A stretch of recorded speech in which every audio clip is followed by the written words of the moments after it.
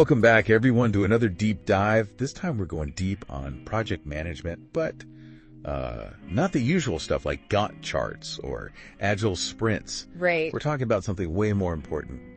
Work-life balance. Yeah, definitely way more important. You know that feeling, right? Like deadlines are just breathing down your neck. Stakeholders are all over you. And it's like 8 p.m. and you're still glued to your computer. Yeah. So we're diving into some new research that suggests maybe those late nights and those weekend marathons, well, they might not be the badge of honor that we think they are. And even more important, we're going to talk about what you can actually do about it. Yes.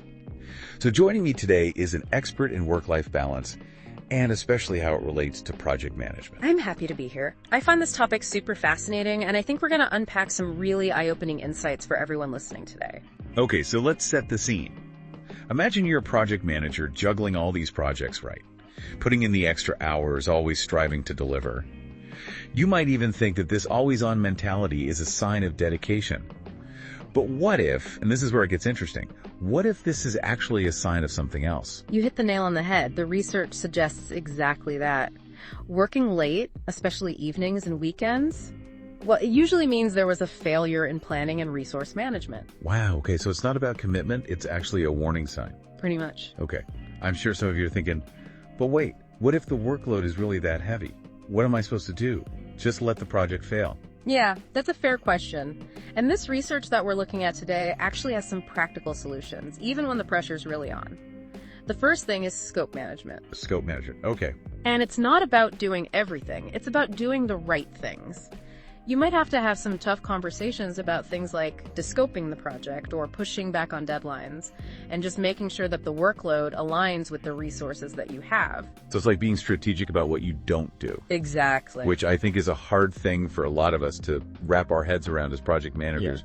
We'll always want to deliver it all. It's a mind shift for sure, and this is where those agile techniques you mentioned before can be so powerful. Oh, interesting. Think about something like the Moscow method. So you have to prioritize those tasks into those must-haves, those should-haves, those could-haves, and those won't-haves. Right. Being laser focused on what actually makes a difference. Okay.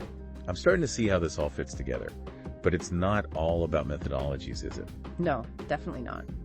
There was also a lot of talk about soft skills and how they play a big part in managing workload and achieving that, that ever elusive work-life balance. They're essential, absolutely, because think about it. Streamlining tasks, being an amazing delegator, advocating for more resources when you need them. Right. Especially in matrix management environments where your resources are being shared, you have to be a champion for your project. I love that framing, a champion. Yeah. And that actually makes me think of another point that really stood out to me, the 80-20 principle. Yeah. You know, that idea that 80% of the results often come from just 20% of the effort.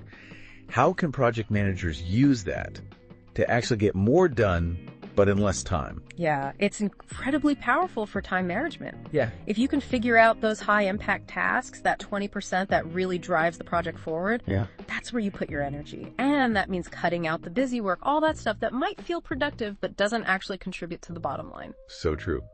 Okay, and speaking of staying focused, the research also talked about the importance of pushing back against scope creep. You know, those unplanned additions that can totally derail a project. It can. It really can. And this is where you have to set those boundaries up front.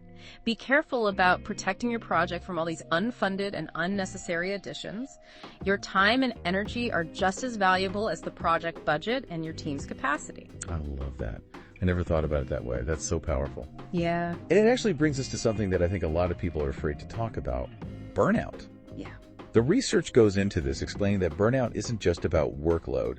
It actually highlights 6 key areas of imbalance that can lead to feeling completely overwhelmed. Yes, it's the areas of work-life model. Okay. It's called the AEW model. The EW model. Okay. And this model outlines 6 key areas where there can be imbalance. Workload, control, reward, community fairness, and values. Wow. Yeah. And what's really fascinating is that when there's a mismatch in one or more of these areas, it can lead to burnout and impact your well-being, of course, but it can also really affect your work. So it's not just about pushing through and ignoring it. No. This is something that we have to actively manage. Okay, so what are some things we can do if we start to feel that imbalance creeping in? Well, the research lays out an action plan to regain control, and it starts with communication. Okay. Tell me more. being open and honest with people who can help you. So talk to your manager about the challenges you're facing, seek out mentors who can offer some guidance, and don't forget about your partner. Talk to them, share how you're feeling. Understand how it's impacting your family. It's so important to build that support system. It's so easy to get caught up in the project that you kind of forget that it's impacting other people. Absolutely. Okay, so what about when things get really bad and the pressure's really taking a toll? In those situations, you have to intervene early. And the research really pushes for seeking support from healthcare professionals if you need it. And use any resources that your company has for mental and physical well-being. You're not alone in this, and lots of companies now realize that it's important to support their people. So don't feel bad about reaching out for help. That's such a good point. Taking care of yourself is taking care of your work. It is. It's not a sign of weakness. Not at all. What are some other things that we can do to build up our resilience so we don't get to that point? One of the most powerful tools is personal resilience training. Resilience training, interesting. These programs can give you the tools to manage stress and deal with all the challenges that come with a super demanding job. Things like mindfulness, stress management, or even how to view challenges in a more positive way. It's about building up those internal resources and kind of weather any storm. Yeah. Okay, so what happens if you do all of this and the workload is still too much? That's when transition planning comes in. Transition planning, okay. It's about being prepared just in case.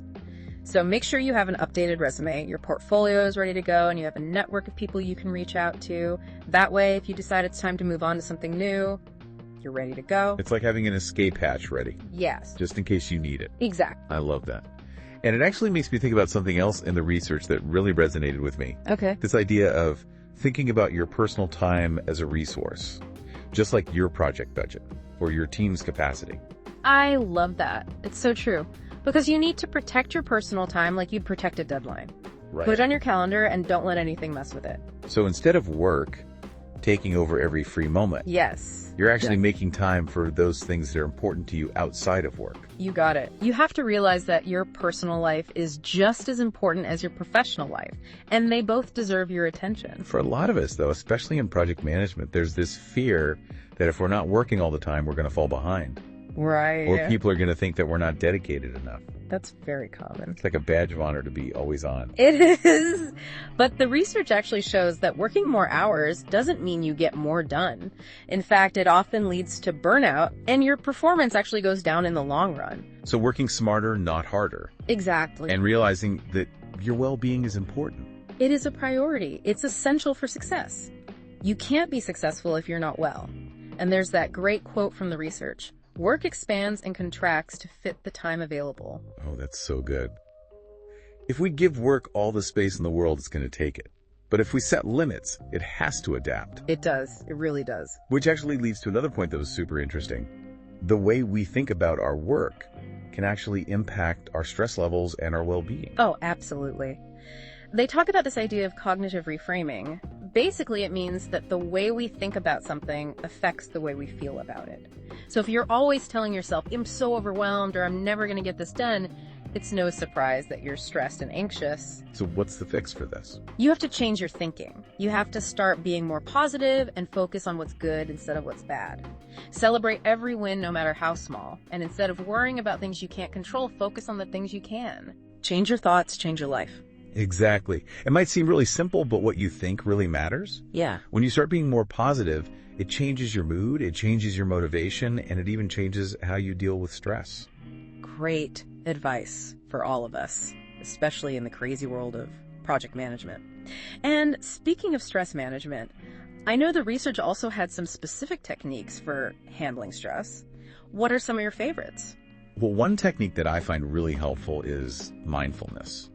Being present in the moment without judgment. Yeah, mindfulness, that's a big one these days. It is. Is there really any science behind that? Oh, yeah.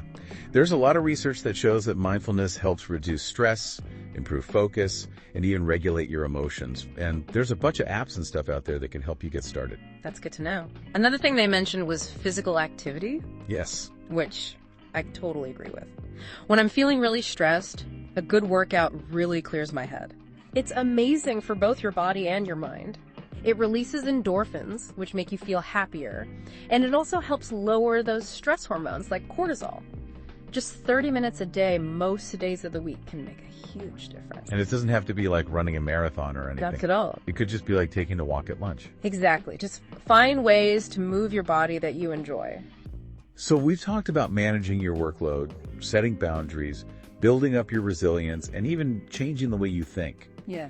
What else can we do to create a work life that's more balanced and fulfilling?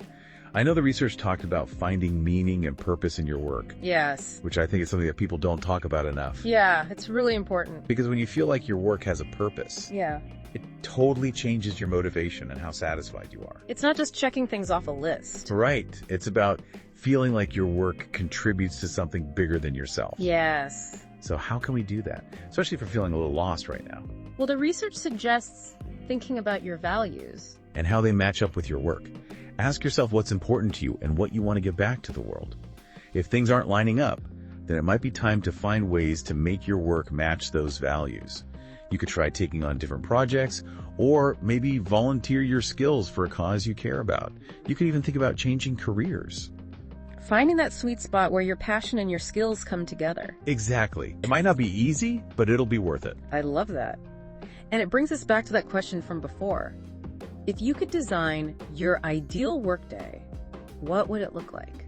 That is the question, isn't it? It is. And there's no right answer for everyone, but I think it starts with figuring out what really matters to you both in your work and in your life, and then make those things the center of your workday. It's about taking control of your time and energy and making choices that feel right. Yes. And realizing that work-life balance isn't something you achieve, it's something you're always working towards. It's a journey. It is. It's always changing. And you need to keep checking in with yourself to see what works best for you as your life changes. And remember, it's okay to put your well-being first. Absolutely. So much great advice in this deep dive. We're going to take a quick break, but we'll be right back to talk about even more strategies to create a work life that works for you. So stay tuned. Looking forward to it. So before the break, we were talking about what to do when your workload just feels impossible. And you were telling us about that transition kit idea. Yeah. It sounds like a really smart way to be prepared. It is. Just in case. Think of it like a break glass in case of emergency kit for your career. Oh, I like that. You hope you never have to use it, but it's there if you need it. Right. So that means having an updated resume, a portfolio to show off what you can do, and a network of people you can reach out to. Okay, so if things are really bad at work and you've tried everything else, you're not starting from scratch. Nope. You've got a head start on finding a new job, hopefully one with a much better work-life balance. That's good to know, especially if you're feeling stuck somewhere. Yeah. This conversation is making me realize that work-life balance is not just about leaving work on time or taking vacations. Yeah. It's about so much more than that. Absolutely. It's like feeling in control of your time and your energy. Yes, and it's not just about saying no to everything. Right. It's about choosing where to put your energy. And the research talks a lot about ring fencing your personal time. Oh, yeah, I remember that. Yeah. Tell me more about what that actually means. It's about treating your personal time like a project deadline. Oh, interesting. Put it in your calendar just like you would a meeting. Yeah. And protect it. So instead of work bleeding into every free moment, you're making time for things that matter to you outside of work. Yes, exactly. I think for a lot of us, though, especially in project management, we worry that if we don't work all the time, we'll fall behind, or people won't think we're dedicated. Yeah. Like, it's a good thing to be. And that brings us back to that question from before. If you could design your perfect workday, what would it look like? That's a tough one. It is. I don't think there's one right answer for everyone, but I think it starts with figuring out what's important to you, both at work and in your life, and then building your workday around that. Taking control and making choices that feel right. Yes. And remember, work-life balance isn't something you achieve, it's a journey. It's something you're always working on. Exactly. You're constantly figuring out what works best for you as your life changes. And it's okay to put your well-being first. Absolutely. So much great advice in this deep dive. Before we wrap up, I want to touch on one more thing that really resonated with me from the research. Self-care. Yeah. We hear about it all the time, but what does it actually look like? It's about taking care of your mind, body, and spirit. Okay. It's realizing that you can't give to others if you're not taking care of yourself. So it's not selfish, it's actually really important. Exactly. Right. And it doesn't have to be complicated. It could be something small like taking a few minutes to meditate, read a book, or listen to music. Or it could be making sure you get enough sleep. eat healthy foods, and spend time in nature. Whatever works for you, just make it a priority. I like that. Make it a priority, like it's non-negotiable. Yes. Because if you're not taking care of yourself, you can't be your best for your team, your projects, or the people you love. It's true. Taking care of yourself is the foundation for everything else. This deep dive has been amazing. It has. So many good insights. Yeah. I don't know about you, but I'm already thinking about work-life balance in a whole new way. Me too. It's been a great conversation. It really has. We talk about managing workload, setting boundaries, building resilience, even the power of our thoughts. Yeah, we covered a lot. Before we wrap up, I want to go back to that question from before. Okay. If you could design your ideal workday, what would it look like? What would yours be? That's a good question. I think mine would have a mix of focused work time, some time for collaboration and brainstorming, and definitely time for taking care of myself. Oh, I'd be really good at prioritizing and delegating, and I'd make sure to schedule in time for exercise, mindfulness, and spending time with my family and friends. that sounds amazing. Really balanced and fulfilling. And it shows that there's no one right answer. Right. It's about finding what works for you. Exactly. What fits your values and what's important to you. And it's not about being perfect. No, not at all. It's about making good choices every day to create a work life that feels good and gives you energy. I like that. So as we finish up this deep dive, I want to leave you with a challenge. Okay. What really stood out to you today? Yeah. And what's one thing you can do this week to start creating a more balanced work life? Huh. Maybe it's setting a boundary, delegating a task, or making time for yourself. Remember, even small changes can make a big difference. That's so true. And don't forget, you deserve to feel good, both at work and in your life. It's not selfish to take care of yourself. It's essential. Absolutely. Well, thank you so much for joining us on this deep dive. It's been a pleasure exploring these ideas with you. The pleasure was all mine. Thank you for having me. And to all our listeners, thanks for diving in with us. Remember, you have the power to create a work life that works for you. Until next time, keep diving deep and keep learning.